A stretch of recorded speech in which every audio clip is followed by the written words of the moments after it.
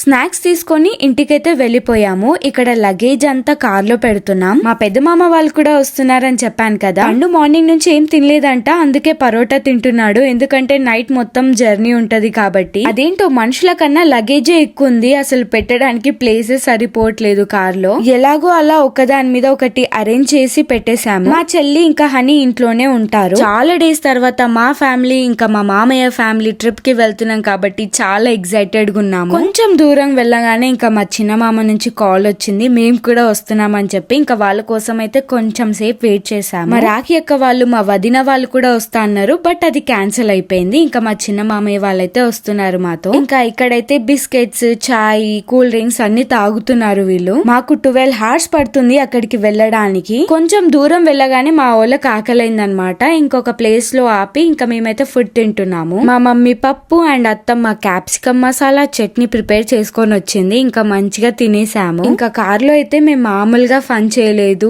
చాలా బాగా ఎంజాయ్ చేసాము జర్నీ మొత్తం. మా మామయ్య మామూలుగా ఫన్ చేయడు, జస్ట్ ఏదైనా మాట్లాడితేనే నాకు ఫుల్ నవ్వొస్తుంది. మధ్య మధ్యలో నిద్ర రాకుండా మేమైతే చాయ్ ఇంకా థమ్స్ అప్ అవి ఇవి తింటూ తాగుతూ వస్తున్నాము.